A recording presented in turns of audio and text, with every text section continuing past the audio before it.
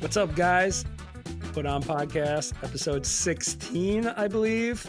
And we have our guest, one of my closest longtime friends from way back in the day, Matt Spasta. Also, Cal, what up? Sorry I didn't say hi to you. How you doing?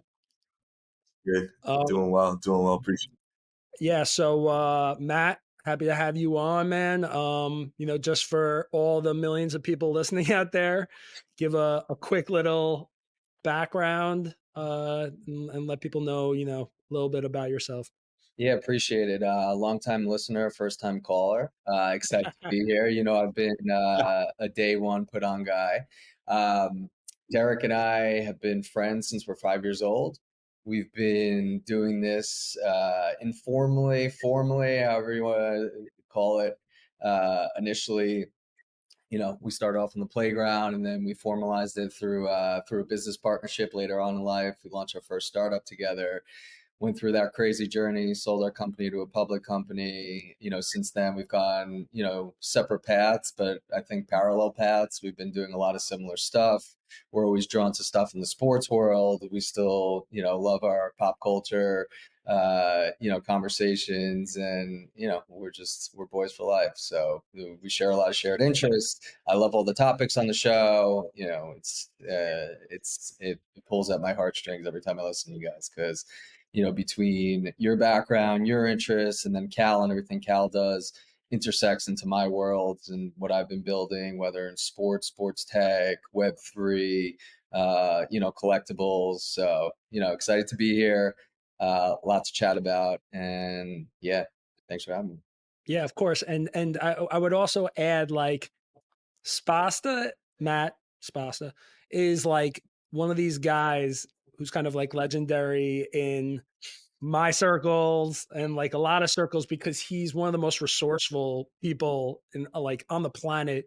He knows everybody. He's got like all of the intel on all of the newest stuff. He's always on top of like trends and tech and all these things. And back in the day, I used to go over to his house. He was like a wizard. He was like the first person who could like burn CDs, and he would make me like mixtapes. And I mean, tell them a little bit just real quick about like that and me putting you on back in the day onto some things. Yeah, so it's actually true. We're like Batman and Robin historically. It's like Derek's always been the idea guy, I've been the execution guy, as far back as I can remember.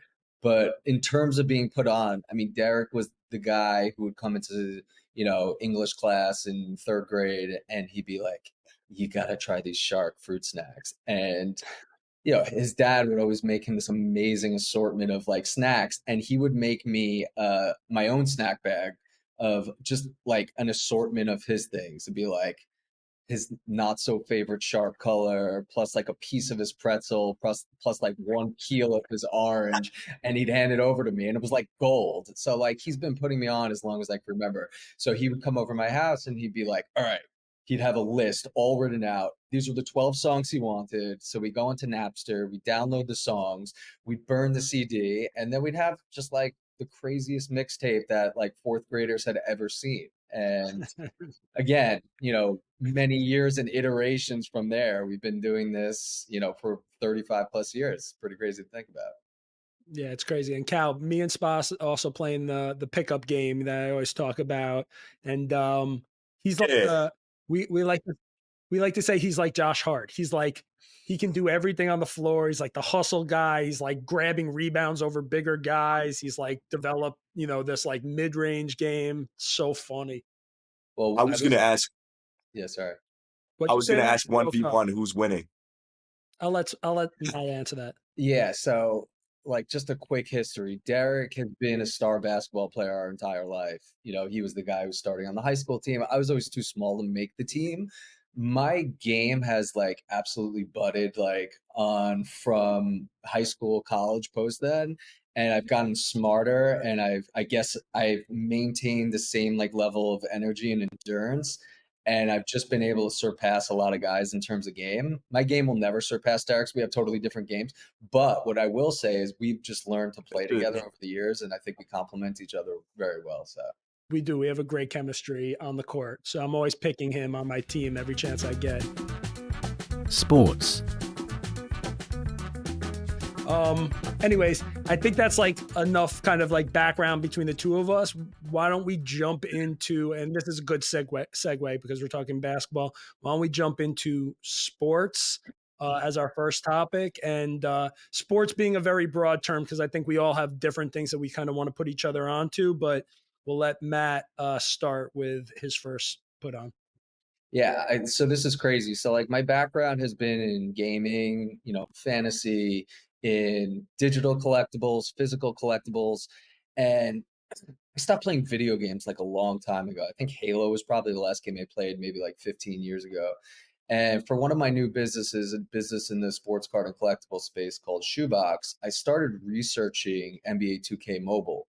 I was like, all right, this is pretty accessible. I can learn about it, and I could, take what I've learned from this game and potentially, pull out some of like the best of and really like hone in on the gamification that they built.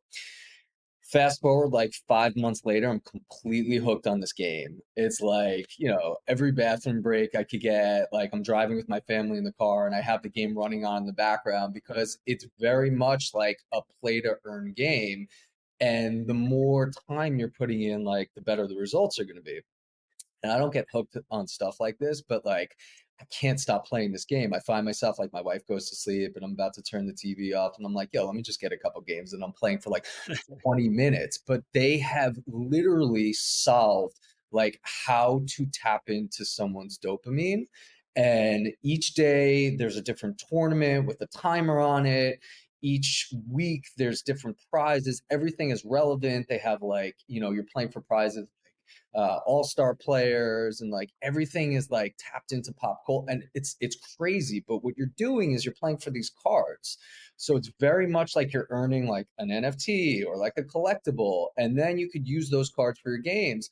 And like I can't stop playing. I'm hooked, and they've really, I think, figured it out. And like I think like one of the best moments I've had in the last couple months that really validated all of this was I was on vacation with my family. I saw like four like 11-year-old boys sitting around and they were like all playing on their phones. I was like, and I saw they were playing 2K and I was like, yo, what's your PMR? And that's like the rating level. And one kid's like, oh no, we're just playing a game. I was like, yeah, you're playing 2K, right? He's like, yeah, how'd you know? I was like, yo, what's your PMR? And he's like 150. I was like, cool. I was like, I'm 450. And he's like, yeah, right. I pull out my phone and I show him my starting lineup. He's like, dude, he's like, your starting lineup's insane. I was like, yeah, I've been working at this for a little bit. It's just like, I'm like, I feel like a kid again, but it's like incredible. And it's like, it's been really fun.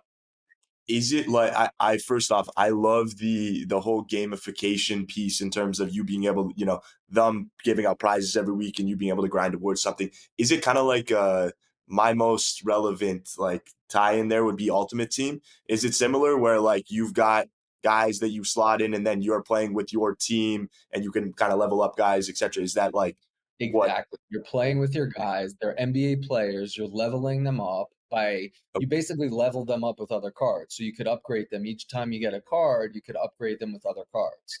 And then you could train them with other things that you're earning through like different training sessions and stuff. It's crazy. I mean, it's like it's regular 2K that people are familiar with. I'm just like, I never got into 2K in that way, but like I'm hooked. And the gaming experience on your phone is good. Like I don't think I've ever played a game where I'm like, this is legit on my phone. Me Legit. either. Legit. Wow. Like literally legit. And like first I was like having trouble. I was like, this is tough. Now I'm like, I could do it with my eyes closed. And it's just like, I'm so used to having my phone in my hand. My phone is like a controller. Like, what's the difference? Yeah, shit. Yeah, I've never played anything where I'm like, this is amazing on my phone. You know what? I have the app downloaded because Spasta told me about it a couple weeks back. I did it a little bit, not really so much, but I'll give it another try. You know what? I'm like not the biggest video game player, and my kids play NBA 2K all the time, especially my oldest. But I haven't quite gotten into it yet, so I maybe I'll check it out on the phone. You're like Cal said, I've never played a video game on my phone. Snake back in the day, but So the final piece that's missing from all this, and like obviously like I'm a Web3 guy and very much about like creating these economies and tokens. Like if there were a way to monetize like a true play to earn version of this, like I've actually been looking, and there are ways to sell your accounts, but like I have like That's the yeah. craziest collection. I know there are people out there that have crazier collections because I know I play against guys in Asia who like literally have bot farms set up that are like literally playing this game like all hours of the day. But like I wish there was an opportunity that I could monetize like my team and all of like the activity that I put in. I just want to say we appreciate you taking, the hour away from your 2K game. Uh, Don't because worry, it's running right now. It's running right now. I have a tournament going on right now. they Cal, you that got what were you gonna say? no, I was just gonna say that, like, I think that's coming in terms of, whether it's 2K, whether it's something else, finding ways to monetize your, gaming habits and what that looks like. You know, I'm excited to see how that plays out, but hopefully that's coming. Yeah, Web3 gaming is huge right now. Everyone kind of knows it's the next iteration of the NFT space. Yuga has Yeah. gone all in on it. The problem is there's always been friction from the game developers in the gaming world because if you think about it, and this makes a lot of sense, like 2K, for instance, it's like the reason I can't monetize is because I could only like spend money on their platform to buy players, and like the moment I could start selling it to other people, that money's leaving the ecosystem. So it makes a lot of sense to me why the game developers are protecting their moat, because the money's only flowing in, they don't want the money flowing out. No, it's fair. Got it. Cal, give us your put on. Yeah, it's on a similar note in gaming and Web3. So there is this company, and this is sort of like me putting it out here right now and them winning, 2 years from now, Sposta, when I think that Web3 gaming and gamification fully gets to retail. But what it is it's called Token Tourney. And what they do is it's essentially fantasy sports, but more so pick 'em, where each weekend they do, again, depending on what's going on. Football season was in full swing. Now it'd be basketball, do stuff for March Madness, etc. But what it is you buy in for a certain amount of money, US dollars, but then you get spun back in NFT. And what you can do is you go through different rounds. And to your point about, monetizing, if you feel as though this weekend slate of games and you're, up the leaderboard towards the end, you can sell your thing for just potentially a higher bidder. And what they do instead of cash prizes, it's these, they call them once in a lifetime experiences.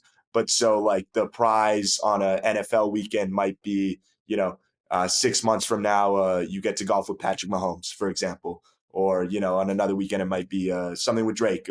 So they say they have access to this talent agency. And yeah, I just thought it was interesting in terms of like, being able to compete in these pick'ems week by week, being able to sell your spot the better you do if you don't love the prize, or then being able to go for gold and try to get, a golf round, like something hopefully that you want. But if you don't want that, I'm sure someone would love to golf with Patrick Mahomes, and then you can sell that for 20 grand, 30, whatever it is. But it's an interesting concept to me. That's my put on.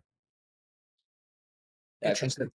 I think it's really interesting. I'll tell you why. I think IRL experiences as utility has already been proven in Web3. Like we know that people want to own an ape to go to Ape Fest, right?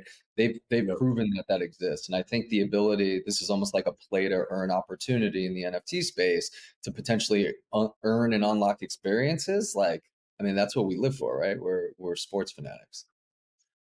Bro, I feel like I'm on like one of my calls where it's like I'm with another Web3 geek, like he's played earn, like he's hitting all the buzzword. Like we need a buzzword. Every single one he said, I'm like, shit, are we recording a pod right now? Or am I chopping it up? I love it. I love it. I I've, agree. I've I've stepped back from Web3 a bunch too. Yeah. Just I mean, like I was so fully immersed over the last 3 years.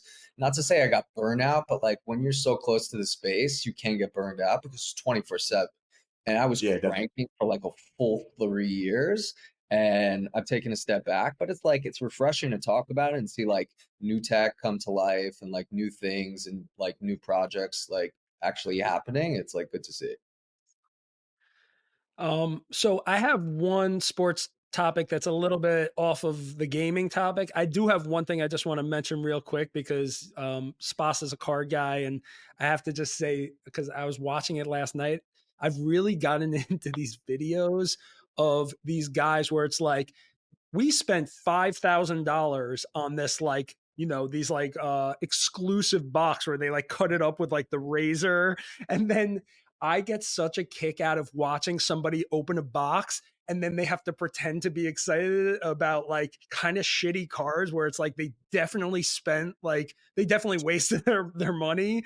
So like I was watching one last night and like the guy's like, come on. And it's like at the end, it's like, oh, nice. Like a Sam Howell, like auto, like 50 out of, you know, 75. And it's like these guys, and then everybody in the comments is just like, oh, good job. Like now you're like negative, like, you know, 4,950. So underrated that you mentioned that, but you're talking about card breaking. And the really good card breakers are not just the best salesmen, but they're the best entertainers. And I'll be watching sometimes and I'm so desensitized to it that they'll be like, oh, that is a crazy Sam Howell card. And you're like, Sam Howell, this card's worth like 20. Right. I just spent $2,000 for my spot. Like I'm not Right. the ROI. The EV is always like negative. It's like it's crazy. They're always trying to like make like if it's for somebody, okay, whatever. But if it's for them and they're like trying to make themselves like feel better about like a guy that clearly, like the guy was like, I forget who it was. Maybe it was like he was like, oh, nice, like it was like some fucking obscure guy. Oh, Ramondre Stevenson. He's like, oh, that's, yeah, nice. Like, this is pretty good. I'm like, bro, Ramondre Stevenson, he was the worst player on my fantasy team this year. These are those videos where it starts off at negative $5,000, and by the end it's like negative 4,990. Right, exactly. Yeah, that's exactly. good. So, anyways, my thing I just wanted to bring up, and I kind of talked to you guys both about this, is just I this disruption of this new media, of the medium in terms of sports media, and what is happening with all of these player podcasts, the former player podcasts. So I keep catching clips. I don't even watch the full shows, but like I'll see clips from KG and Pierce's podcast, or Matt Barnes and Steven Jackson. Now Jalen Brunson and Josh Hart have one. The roommates one. There's the Gilbert Arenas one. There's the JJ Redick one. There's the Mello and Mero, Jeff Teague. Have you seen the DeRozan one where he sits like, I like it because he's sitting down for dinner and it's like a dinner one. Have you seen that? I actually haven't, but that's the one that's on like mental health, right? That's the Draymond one, Yeah. right? He had Draymond on as a guest, but it's DeRozan's pod. But it's like they sit down for like a 2-3 hour dinner. They're like eating, they're having drinks, and like, yeah, it's a mental health one. But them having dinner, like I think that sports media, when they're doing other things, not just like, you know, right now we're recording this, but we're like clearly on set, call it. I like when like it's something natural where they're having dinner or like they're out for a drink. So I thought the DeRozan one was interesting. Well, that's why I think it's become so successful, and that's why I think it's the end of like the traditional, you know, everybody on the dais, like 7 people wearing suits and ties, because people just want authenticity, right? And so like KG and Pierce being able to just talk shit and like no filter and like just like the real shit, like raw, uncut, it clearly resonates with people. And it's fascinating because honestly, I think I would have to imagine that all of these now sports media personalities are completely threatened by all of the former players being able to kind of like come into this new medium, do their thing, and not have to try and be something that they're not.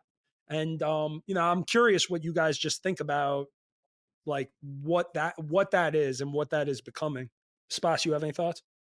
Yeah, so my first thought is I think it's really fascinating because I think watching the NBA through the lens of guys like KG and Pierce, or Barnes and Steven Jackson, makes it that much more relatable, that much more interesting. I'm gonna go a different direction with this and talk about how the guys who are currently playing are creating podcasts. We talked about DeRozan. Like, my question back to you guys, especially you as a Knick fan, I mean, I know it's a joke and it's become like a meme, but like the Knicks are like 1-5 since these guys started their podcast. Do you think this is like a distraction? Like, do you think you think it makes them more vulnerable? I'm serious. Like, I don't think it's a joke, but like They're not 1-5 because of this podcast. They're 1-5 because literally every single player on the team is injured. That's why they're 1-5. It's because they're so banged up. Do I But think it's a distraction? I don't. You know what I think? I think all of these guys are getting savvy to the fact that after their careers are over, why not start the thing now that they eventually plan to do, which is to go in, to go into media and to develop their personal brands, right? And look, you saw Draymond do it, right? It's because he knows that after his playing days are over, yeah, he could either parlay it into a big time role at one of the traditional companies, or he already has something established. And you know what? Now he could just continue doing it. So is it a distraction? I think, yeah, maybe it's somewhat of a distraction, but like Travis Kelsey was doing it with that, his brother and they won the Super Bowl. So depends. no, I was just about to call out the New Heights podcast actually, just because I think that's probably the biggest pod in sports.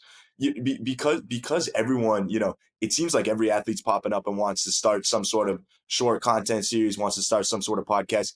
There's so much content out there that, again, like it's less the ones that are personalities and the ones that have a specific niche and are doing it are going to be successful and potentially, but there are a lot of athletes who come out and just start things that just because they're playing in the NBA or they're playing in the NFL, but they don't actually, prepare for it. They don't act, it's not good content. No one, like, just because you are a professional athlete doesn't mean anyone wants to listen unless you're going through like game film, which I think is an interesting concept. But unless you're doing that, no one so I think that like there's few people doing it well, but it's oversaturated. Like everyone and their mom is starting to, from an They athlete. have, but to your point, they have built-in audiences already. So like the Knicks guys start the podcast, all the Knicks fans want to listen to her. A lot of them do, and so they right away they have a couple 100,000 followers. Sure. And yeah, I agree that some of them are not meant to do it. And it seems like everybody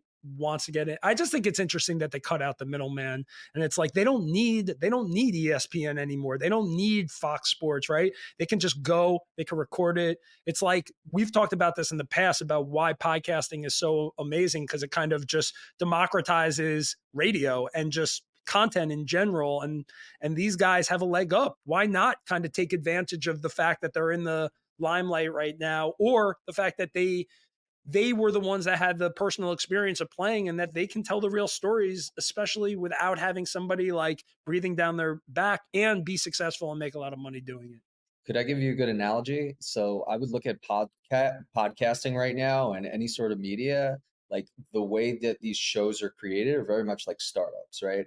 Think about where a lot of these guys started. And a lot of these startups start early. They get relevant because you have a built-in audience. And I think these guys are just building up their brand. And if you see all the M&A activity that's actually happened in the space, right? All of the deals that Sirius has made, Spotify, and even ESPN. Yeah, ESPN Yeah. feels threatened, right? ESPN went out and made that huge acquisition. They acquired a bunch of pods, and they're making a big play there. They're making a big play around media, and they just announced that big conglomerate that they're running too. Mm-hmm. Yeah, I mean, just to that point on ESPN, I think Derek, you touched on the fact that again the democratization of media. I think that again, big players are seeing that, and what McAfee did was build up his audience and following, and then got an ESPN deal, and now again, like probably has way less on his plate because ESPN is handling more on the, but they're getting the promo from him. He's getting paid. Like there are ways to collaborate in this world. I think we've seen that with a McAfee, for example. But yeah, it's interesting to see how that's going to play out as well. Crypto. Let's switch gears, okay? Completely switching gears.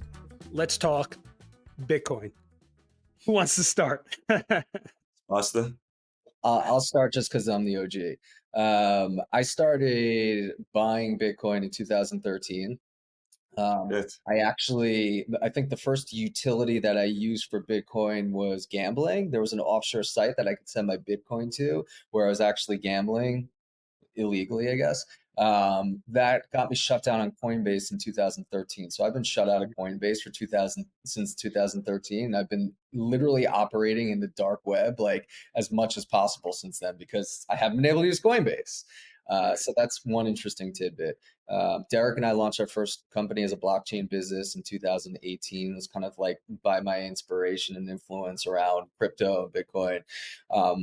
And obviously, we've seen different iterations with it, with NFTs and things like that. But I I think what's happening right now is obviously different than we've ever seen before. Like retail got into crypto through Coinbase. It's kind of risen in popularity, but now the fact that Bitcoin is available through an ETF to retail investors, moms and pops and grandparents have the opportunity to now buy Bitcoin in their traditional accounts, in their retirement accounts.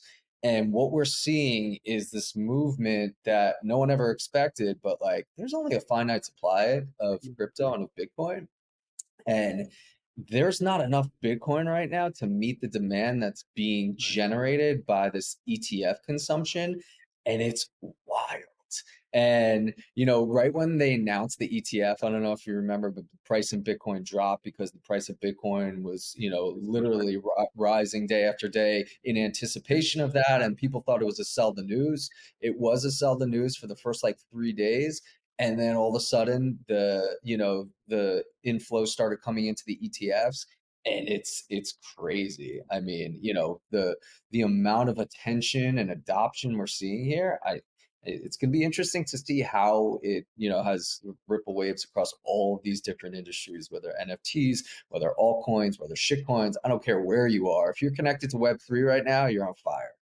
I saw something where it's like like BlackRock and like these other companies are buying something like 10,000 Bitcoins a day right now, and they're only they're only able to mine 900 a day. So to your point about the demand, it's funny too, because just like me and Cal have been talking about Bitcoin over the last like whatever 2 years of just, we're so bullish on Bitcoin, obviously, but I have Bitcoin, but it's like one of these things where I believe in it so much, but now everybody is so like bullish on it that it's almost like you feel like when you're on the betting public side of like a big Yeah. sports bet, right? And you're like, and so now I'm just like, like I don't like it. Like I don't like that everybody's like, oh, Bitcoin, because like when does it ever work out like that where everybody's like so bullish on something that it's actually gonna continue to just go up? That being said, if you look at it on the graph, right, it does the same thing.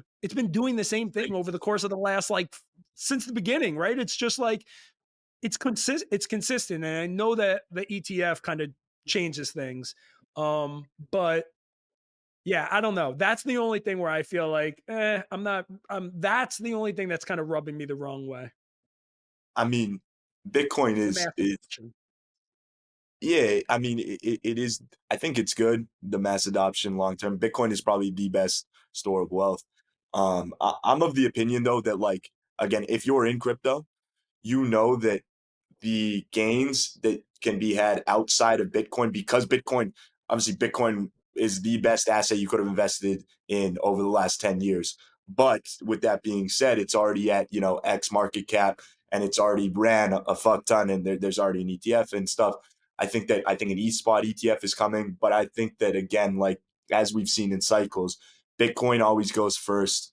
Then we see, higher level market cap alts, and then we'll probably see 100 coins. I think this summer is going to be massive in terms of shit running. I think that we'll probably see a little bit of pullback. ETH and Solana will pump soon, more than they have.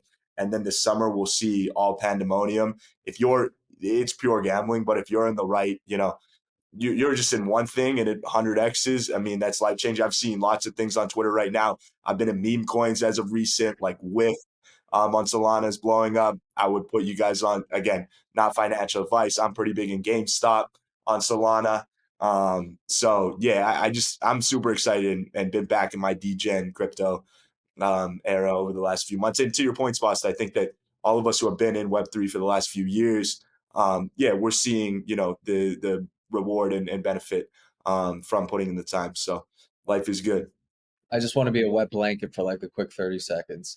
So I've experienced a lot of these cycles, and you go back to 2017, 18, where it's kind of like the early starts of like protocols are coming out, real utilities being generated, the technology is being developed.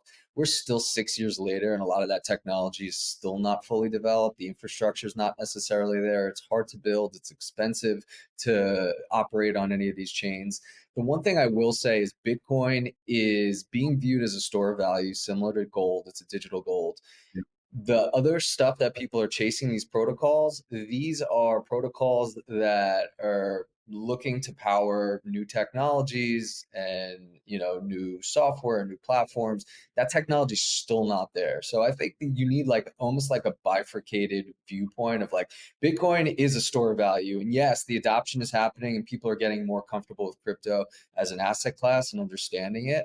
But that doesn't necessarily mean when the dust settles that any of these new protocols, any of these new coins are going to have any real function, utility, or actual tech behind them. And this is the same story we've been seeing for 6 years. So that's my only word of caution. Any of this conversation is not financial advice. So that's last thing on Bitcoin. Yesterday, it's so much fun, kind of like right now, waking up and like checking whatever, like a Coinbase account, and it feels right. Like every morning, it's like, holy shit. Yeah. Yeah. But yesterday, I went into my Coinbase account and it said 0, right? Oh, yeah. Did anybody else have that happen? Well, yeah, I don't use Coinbase, but I saw that all over Twitter. Yeah, Coinbase went down. Are you I'm like, back, holy or shit. you Yeah, still? yeah. It came back later in the day, and there are some theories about like that, like BlackRock put in a call and was like, like do something to stop the price, and then it went down like 4,000 after that happened. I But talk about a conspiracy quick because I read up on it. It's super interesting. They're saying that there's not enough supply right now to meet the demand for the ETF.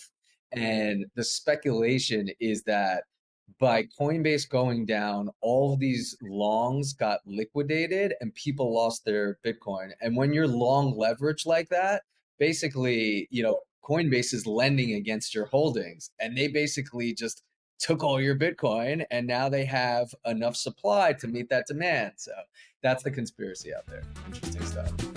Books and articles. let's go to the next put on. We're talking books. I love that we're going kind of like just like random from one thing to the next. But why don't you start us off, Spas, with a book that you've read that you want to put us onto? So we're both Tim Ferris listeners. I've kind of broadened my podcast listening, so I listen to him maybe once a week. But he had a really good guest. I think it was Noah Kagan, where they were talking about just culture and environment. And I've been an entrepreneur, a startup founder, and have been building culture, for the past like 7 years. And this book called The Culture Code by Daniel Coyle was something that when they were talking about, I was like, oh, this sounds like something that's relevant to me. And the more I started reading it, finished with it now, but they started going into like some of the best cultures, and it wasn't even business cultures. They go into like winning formulas like the San Antonio Spurs and what pop brings to the table, or U.S. Navy SEALs, or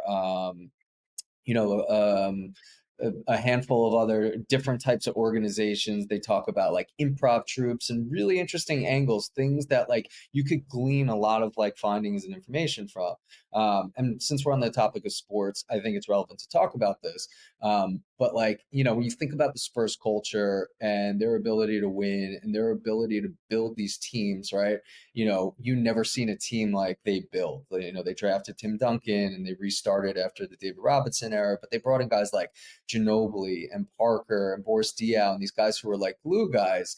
But Pop was really the glue, right? And they would talk about like, even when they lost, I think it was like a game 6 against the Heat and ended up losing in the finals that year, they were supposed to have a celebration and Pop kept the celebration on. And what he wanted to do is he wanted to celebrate his team in the season. And they talk about how Pop had like this intimate relationship with every single player on his team. And he's like a big wine connoisseur. And like, they kept the celebration on, even though the team was like, obviously mourning the loss of their season. He kept the celebration on and made a point to go over to each player and each coach and each staff member and tell them like why he appreciates them so much, and what their contribution to the season meant to him. And it's super interesting to think about that and how that applies to you when you're building companies and when you're building culture, and all that's really important. And the one thing that I'll add to that, the reason why I've been really interested in culture is because, a lot of the businesses I've been building over the last 3 or 4 years have been, distributed teams, virtual teams, and it's a lot harder to manage culture when you're managing people virtually. So I've just been trying to get a lot of insight into how people do things and ways to connect with your employees and your team members in other ways. I put that book on my to read list because I listened to that same podcast, and I'm really, really curious to check it out. And whatever. As you're talking about the Spurs, what it made me think about was the Knicks, who've had the worst culture over the last 30 years. And part of the reason for their big turnaround is this guy Leon Rose and World Wide West and all these guys that have come in and made a complete commitment to changing the culture and bringing in guys that are team oriented, that are like, lunch pail guys that like work their ass off and play defense. And because they've taken their time and they haven't reacted to kind of like the New York, like immediate gratification mentality, they've finally built something where, now all of a sudden, like people view them as a destination spot. And they haven't in so long. So I think it's super important. I also think about my own kind of like my last work experience and just how, you see kind of like how culture is built and like how sometimes it's just window dressing. And so, the point about trying to build remote companies, it's really, to your point, it's really hard, right? Like it's so hard to not be in person and kind of have all of those things of just like the side conversations and the water cooler talk. Those things are important. Like that's where you really build your relationships. It's hard to kind of build those over a Zoom or over a Google Meet. So definitely want to check that out. The last thing I'll add, they just put out report cards for all NFL teams. Did you see that? No, I didn't. Okay, so they basically like poll the players and the staff and stuff, and they rate you based on ownership, based on coaching, based on facilities and stuff like that. It was interesting to see Miami Dolphins were at the top of the list. Obviously, what Stephen Ross has done and bringing McDaniels in, and they obviously have state of the art facilities, and that team has made strides over the last couple of years. But what was interesting to see was the Kansas City Chiefs were almost at like the bottom of the list, saying like the facilities were old and management doesn't invest a lot in the staff and the facilities. It was just interesting to see that. So Yeah, they were at the bottom of the culture list. with the top. at the report card list. Oh, the report card list. Okay. Yeah. That's interesting. That is interesting. Yeah, Callum, you have an just article, or do you want me to go? you go, but just quick before we go off that, I'm curious too because you talk about like sports team culture, company culture. Like, is there any mention in that book on global and country culture in the sense that like obviously the world is so vast, like there's so many different cultures out there. I'm just curious too, like the psychology around obviously those start because something happened and then history, but just like that culture aspect. Is there anything in that or not this book? Or is it all workplace? Yeah, was No, my question. it wasn't all workplace. They didn't really touch on anything internationally because I think when you think of other cultures, some other cultures are so unique. If you think about like the Chinese work culture or some of the Asian work cultures, they're very different than I think the precedent that's been set by the U.S. And the way we run businesses and the way we run our military and things like that. So there really wasn't much mention of international stuff. I believe the author is obviously American. It was much more U.S. focused. I got you. Um, yeah, definitely gonna check that out.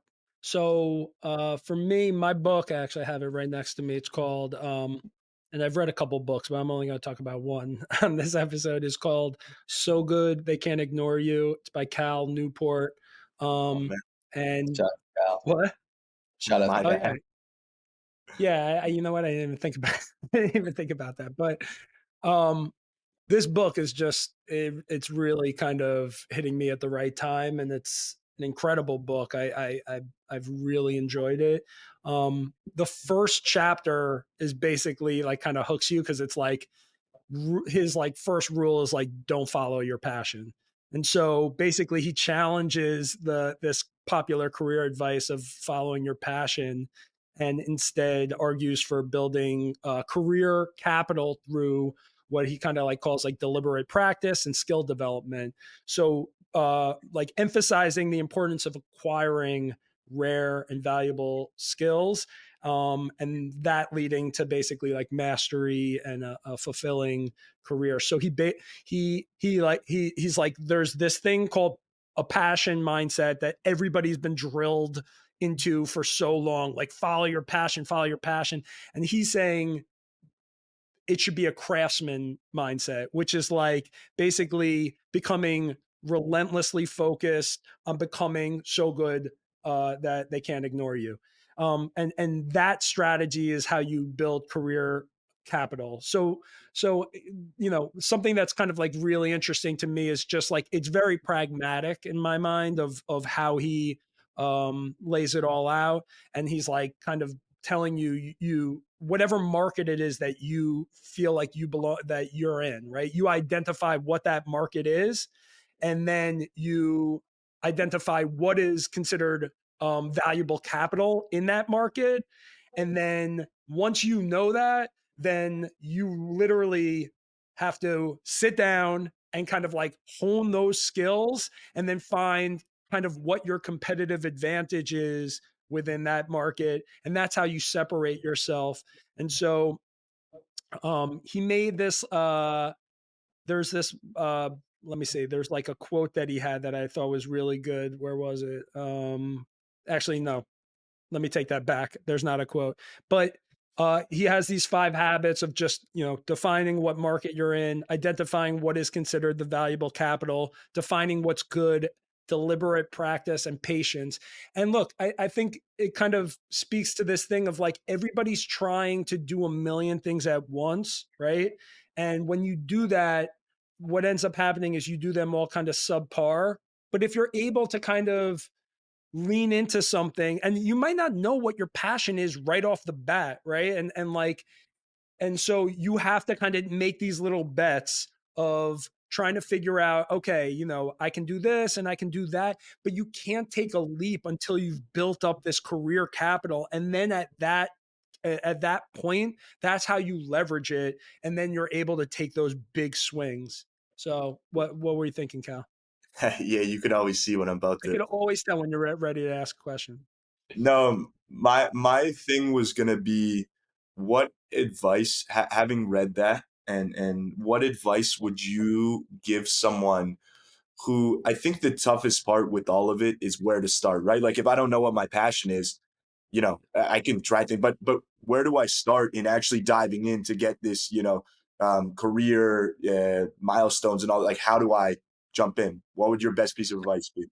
So, I mean, my piece of advice, it's not my piece of advice. I would say like it's his piece of advice. And I think what he's saying is like, it kind of doesn't matter where you start, right? It's like you start somewhere, you kind of see if that's what's working, you see if you could become good at it. And if it's interesting, if you're somewhat good at it, then you hone it, and then you just keep developing that capital, and then it leads to the next thing, and then you're able to make these connections between 2 different things. I think, you know, a lot of times what he's talking about is like there's these markets where it's commoditized, right? So like I think there's some markets that are just completely commoditized, and how do you separate yourself in that market? But then there's other times where it's like, let's take content, for example, right? And podcasts. He deems it as like a winner take all market. And so in order to be good at podcasts, you literally have to make really compelling content that breaks through, that finds an audience, right? And so you can't do it exactly the same as anybody else. You literally have to keep doing it and kind of refining what it is you do until you are doing something that is kind of singular. And then I think the thing that really spoke to me the most about it is just like the passion mindset is is kind of like this thing where you're saying like, what does the world have to offer me, right? Like, whereas the craftsman mindset is like, what do I have to offer the world? And if you're able to kind of like sit down and do the work, what he calls deliberate practice, eventually, and it might take time, it takes time. It's, you have to have patience, but eventually it comes to you. You make a name for yourself, you develop your personal brand. And so, you know, for me, it's like, it's right. Like there's no fucking shortcut. You have to fucking like take the time to like get the experience, get the reps, and really kind of figure it out through that. And that's how you end up being successful. And so I'm going to talk about him a little bit later too, because it's like I listened to him on a podcast, but yeah, it's a great book. I highly recommend it. And yeah. So while I agree in theory, I think in practice it's a lot more difficult. I think it's easy in hindsight to say all these people who have been successful have done that to achieve their success, right? But I think when you think about the world right now and you think about opportunity and opportunity cost, it's like, yeah, there are people who want to commit themselves to a certain vocation or passion or something like that, and they can work years and never get noticed and never get good at it.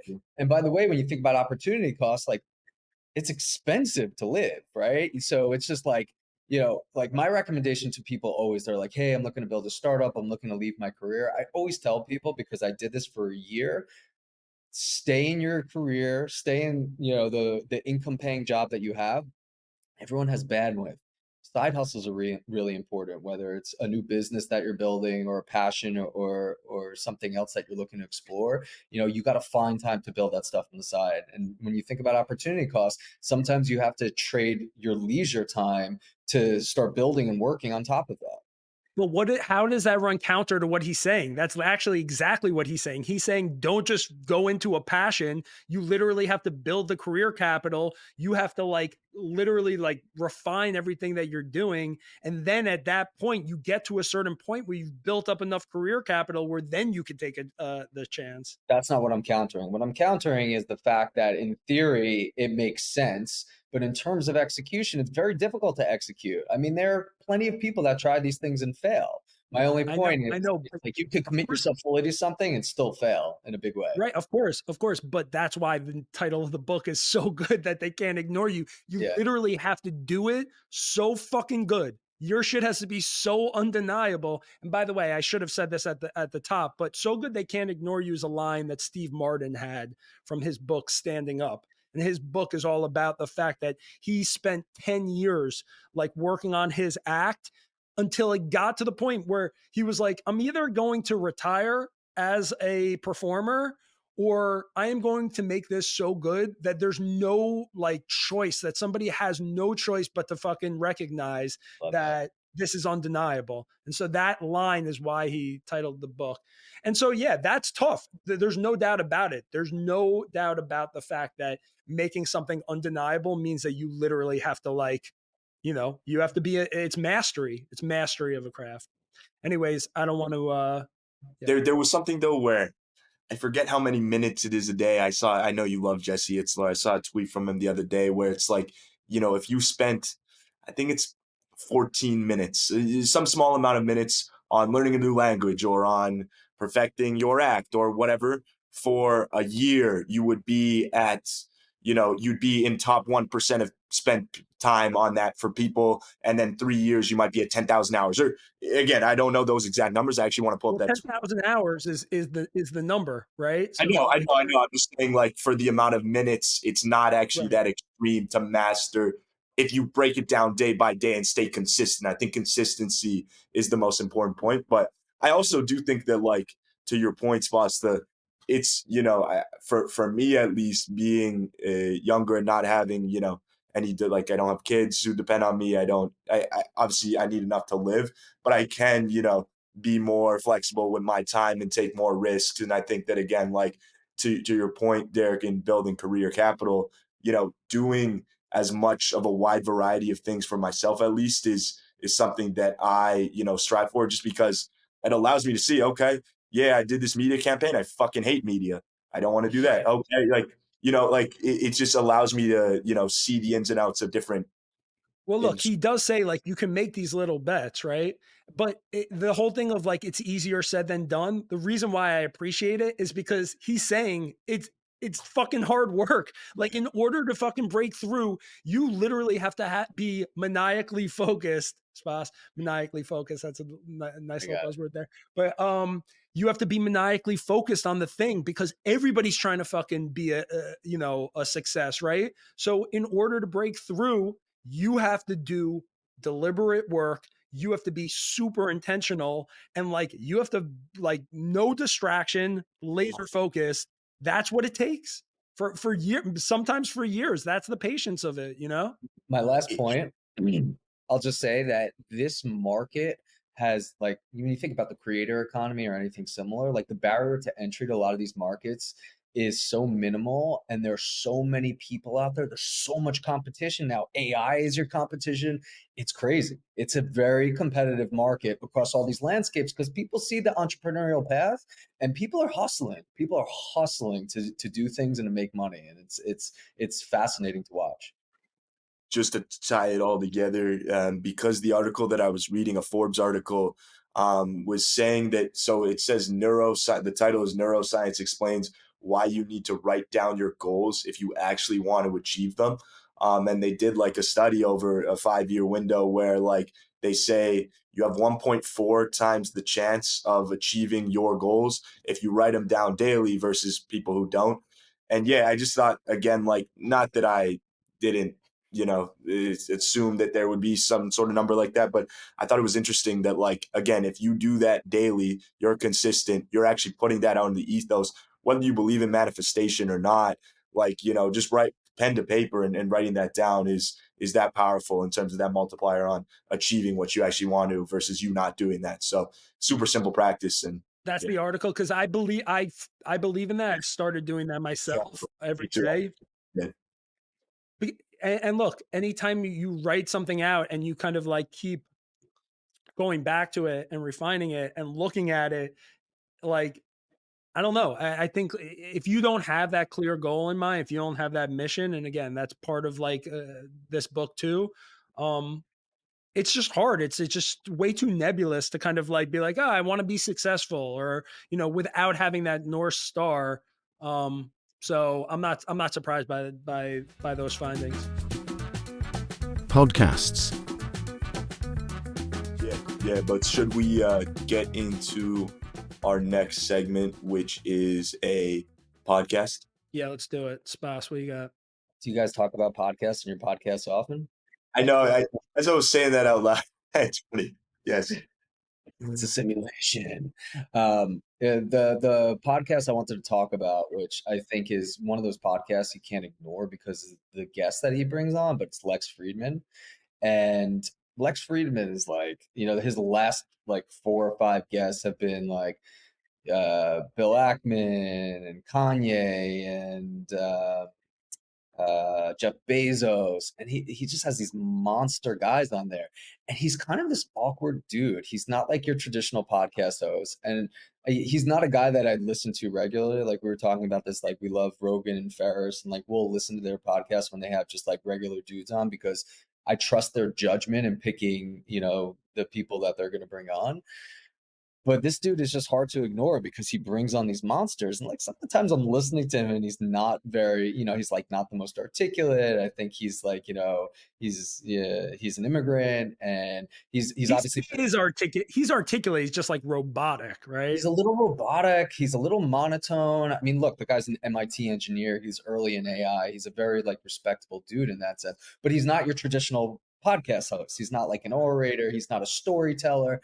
But he carries these great conversations. I don't know if the conversations are great because he has amazing guests on, or if he does a really good job of like guiding the conversation. So I thought it was worthwhile to talk about. The last guest he had on was Bill Ackman. Bill Ackman has become like kind of this really vocal guy with Israel, with Harvard recently. But if you look at his career, and I come from Wall Street originally, I mean, like he's had some of like the biggest activist investment wins in the history of markets. He's also had some like really, really bad calls and big losses, and almost lost his career and his family. And it's definitely worthwhile to go check it out. But Lex Fridman is the is Yeah.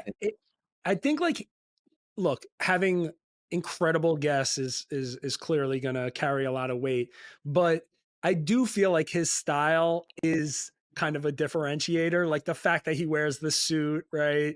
The fact that he is like monotone. I do think like, even though the way he talks and his delivery is kind of like, is he, like you're kind of questioning him. He does end up asking super thoughtful questions based off of what his guest has to say. So I do think he does a great job of guiding the conversation.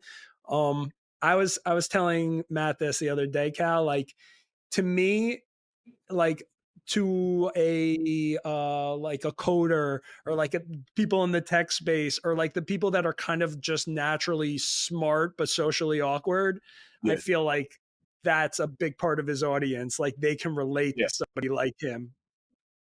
I was just gonna say that, yeah, you nailed it on the head there. In terms of like him being monotone and his style, I actually kind of get a kick out of it because it's not traditional to, podcasts that we would listen to. And he is so, he's an intellect, and it's super interesting the way he poses questions. I actually listened to the start of that Bill Ackman one and enjoyed it. But yeah, I think that that's what makes it unique. And I do think that Lex Friedman, I don't know what he's at in the top podcast right now, but I would say in terms of like the guests he's got on and the topics conversation, like in terms of innovation, he's got to be top two podcasts out there. So I think that's a great call out. Yeah, that podcast is ripe to be like parodied. Like there should be some sort of, if SNL was what it used to be. Yeah, it would be so funny to see somebody kind of do their take on it. But I'll add this just briefly because Bill Ackman actually said it best. So like he tweeted the interview after, and he's like, I don't get nervous for these type of things. I wasn't sure how I was going to fill the time, but Lex made it easy. So it's interesting, a guy like that. Like I don't think Bill realized like how interesting his past was. They spoke for 3 hours, and it's filled with great stuff. And I think it takes for Lex to guide the conversation in the right directions. How old is Lex? He can't be that old. I'd say he's in his 40s. Lex Friedman. I'm gonna look it up. He's 40. Okay, he's 40. I had him younger. Yeah, is Derek that what was. He's 40. Yeah. Okay. So just a little bit redundant, but as I'm reading that book, So Good They Can't Ignore You, what happens? A new episode of Ferris drops, and he has Cal Newport as his guest. So this is like my Cal Newport episode. That was Yeah. before. Was the book before the podcast? Yeah. I got podcast? So they're very, very serendipitous. I got the book, and then the next day. Oh my God, your eyes must have lit up. That's like Derek's big validation. It was so good. So excited. I was so excited. And it was a great episode. I'm not going to get as deep into it as the book, but I'll just say this. He's got a new book coming out that I'm about to order called Slow Productivity. And so basically it's kind of like a little bit similar in the message of So Good They Can't Ignore You, but like he was making a couple of analogies of some of these like masters of their craft, and one of them that he mentioned was Quentin Tarantino, right? And he was saying like, when Quentin Tarantino puts out a movie, right, afterwards he's not like starting to like look for all the things to do to like, he's not like, oh, I have to start making TikTok videos now because like that market's going crazy, right? Like he goes back into his lab and takes however much time he needs to make his next masterpiece, right? And that's what slow productivity is all about. It's about quality, and it's about making something so good that can't be ignored and not getting caught up in the feeling of feeling rushed to do it. So basically, my takeaways from this pod were just that it's about prioritizing deep work, quality over quantity in your tasks when you want to achieve meaningful results. And then when undertaking like a major project, It goes back to the dedicated focused time for deep work and refinement. And then the last part just being like having these clear communication strategies to streamline interactions, which is basically about preventing distraction, right? And I feel like all the time I feel this, I'm sitting in front of a computer, I have a million tabs open, and I'm like, I want to get work done. And I'm like, I'm checking emails and I'm responding to emails, right? And I'm not doing the thing that's the most important thing that's going to take time, right? Instead, I'm doing the busy work and I'm trying to go down my task list of just banging things out. And so the quote that I was trying to reference before that he said was, "You can't be busy and frenetic and bouncing off the walls with 100 projects if you're obsessed about doing something really well." And it just resonates with me. Anything that I've ever done in my career, I've had some varying success with certain things. One of them being the startup that I did with Matt, right? It's like I had to sit down and just like bang out a 60-page white paper. And it took me 3 months to do. And you know what? And then we ended up with a really awesome, polished, like marketing material thing, right? Or it took me 7 months to write a children's book. Or it took me 9 months to write a screenplay. But those are the things that are like the things. All of this other busy work is just, it's nothing. It's nothing that I can like hang my hat on. So I don't know. I've been getting so overwhelmed by all of these different projects that I have, and this idea of taking a step back and remembering like to do something really well that breaks through, like you need to kind of have patience. You need to put in like a lot of work, and you need to have that deliberate focus. So the podcast, definitely check it out. I'm a big Cal Newport fan at this point. Thank you. Yeah, Cal Newport. I don't read his books, but the fact that he's making them, I respect it. So here's my issue with Cal. Yeah. I'm a master of none. That's who I am. I've always been like that. I'm a multitasking guy, and like that's just who I am. Would I be more successful maybe if I mastered one specific? Maybe. So how's this? I challenge you to either listen to the podcast or read the book, and I think it might change your whole perspective on shit. I hope so, because maybe I'm too scattered. Maybe like if I were more focused, Well, just think about this, right? The landscape in which we live, this environment in which we live right now, there are so many distractions, right? And so like obviously a lot of people are like that. Their minds are just scattered with so many different ideas and thoughts, and there's so much social media. I can't even get Cal to respond to a text message because he's got a million different like things that he's responding to.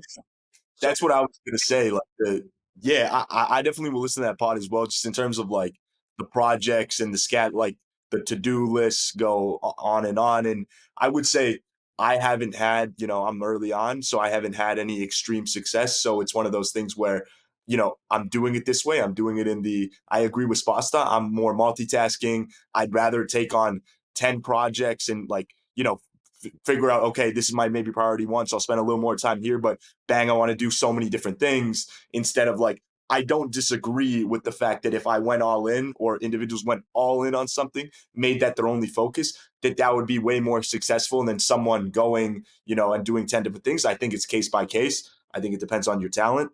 And I think that, again, like everyone is doing what they're going to do, but I'm a multitasker as well. And the text thing is real.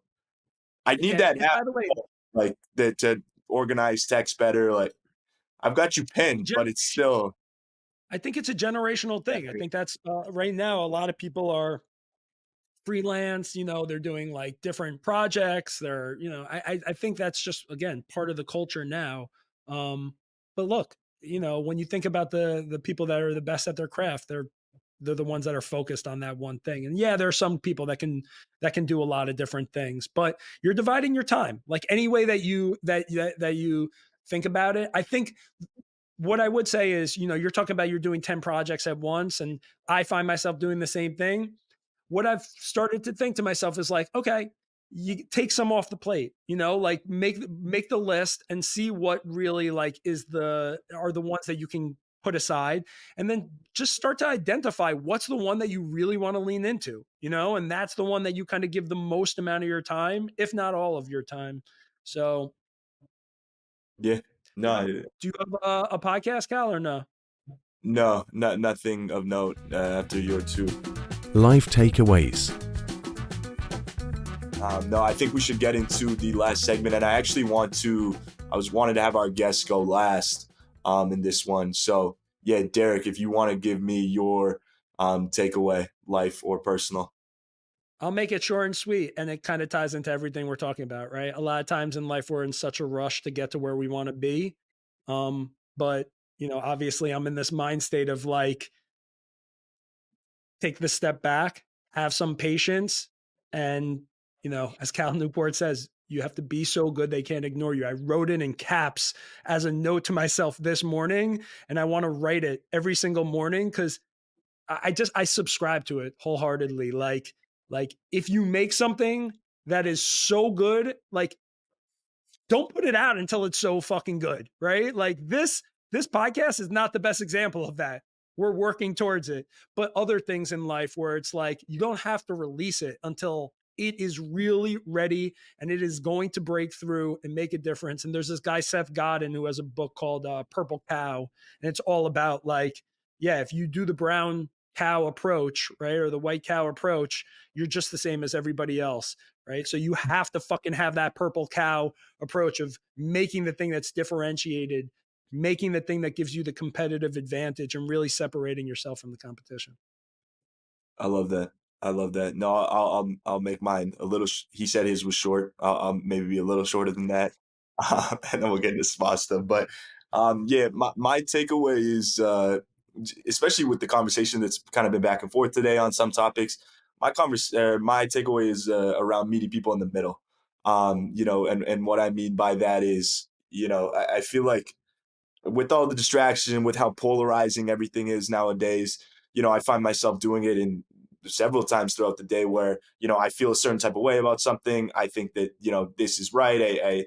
I kind of get blinded by my own, beliefs and opinion. And, as much as I am willing to hear people out, sometimes I find myself not willing to meet them in the middle. I kind of continue to go my way. And I think that, we need to, have more of us actually meet in the middle and deploy empathy and realize where people are coming from. And so meeting people in the middle is my takeaway. Spasta, what's yours? Yeah, I'm always a little long-winded with things, but I think tying this back to the beginning conversation about basketball, I think character development through sports is a big thing in my mind. I always talk about this with my buddies and Derek. It's like you could tell so much about a person even if you don't know them by how they like operate on a basketball court, right? You could tell a lot about their character, how they approach things in life. And this is something that like I think is really important for me and for my kids to teach my kids. Like my kids obviously play competitive sports and I have two girls, so it's a little bit different. Sometimes they don't want to go to like their team sports and I have to tell them, like when my daughter has a flag football game, she's like, Daddy, I don't want to go to the game. I'm like, you know what, you made a commitment to your team, you have to go there. And even if you don't want to play, I think it's meaningful and they need to learn that like when they make a commitment to a team, like you can't let your team down. And I think that's a big part of character development. I think for kids it becomes more relatable when they're learning things that way, as opposed to just telling them to be like a good friend or a good kid. Like when you make a commitment to a team, like you should be there for your team. So that's the tip. Yeah. Yo, last night, we're about to play a flag football game on Sunday, and Milo goes, "Oh, we're gonna lose to them." And I was like, I pulled him aside and gave him like that pep talk of like, that is a loser mentality. Like, you can't think that way. Like, then yeah, we are gonna lose, and it's just so funny that you really can teach kids so much in sports through sports. But also it's just like, and then I went out and played basketball and I told Spasta this, and I played the worst basketball I've ever played in my life. And I felt like the biggest loser. And I was just like saying all this shit to myself, but like, oh, you suck. You're terrible. But anyways, just, your week is this was yeah, this was a good long pod. Appreciate having you on, Spas, Cal. Yeah, this was fun. Next one. Yeah. Until next time. Peace. I still think that first comment by Sposta was planned. And long time listener, first time caller. We're out. Thank you guys. Thank you for tuning into the Put On podcast. If you enjoyed this episode, make sure to subscribe and don't forget to follow us on social at the Put On Pod.